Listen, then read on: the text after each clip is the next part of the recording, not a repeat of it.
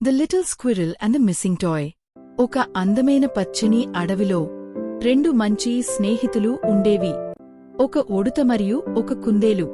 వాళ్ళు ప్రతిరోజూ కలిసి ఆడుకుంటూ చాలా ఆనందంగా ఉండేవారు. ఒకరోజు వాళ్ళు చాలా సంతోషంగా ఆడుకుంటున్నారు. అప్పుడు కుందేలు తనకి చాలా ఇష్టమైన చిన్న కార్ బొమ్మ తీసుకొచ్చింది. ఇద్దరూ కలిసి ఆ బొమ్మతో ఆడుతూ నవ్వుతూ చాలా సరదాగా గడిపారు. కొంతసేపటి తరువాత కుందేలు నీళ్లు తాగడానికి వెళ్ళింది.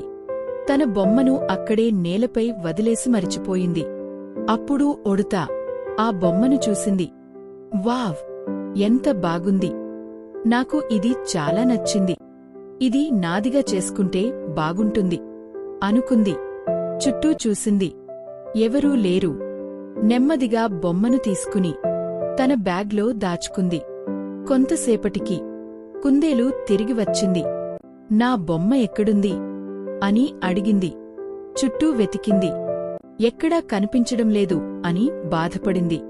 ఉడుత అది చూసింది. ఆమె మనసు చాలా బాధపడింది.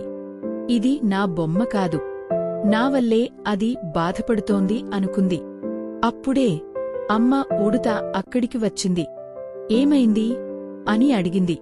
చిన్న ఉడుత తలదించుకుని, నాకు కుందేలి బొమ్మ నచ్చింది. దాన్ని నాదిగా చేసుకోవాలనిపించింది. అందుకే తీసుకున్నాను అంది.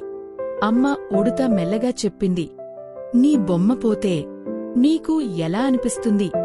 చిన్న ఉడుత కొంచెం ఆలోచించింది. నాకు చాలా బాధగా ఉంటుంది. నేను ఏడుస్తాను. అక్కడక్కడా వెతుకుతాను అంది. అమ్మ ఉడుత మృదువుగా చెప్పింది.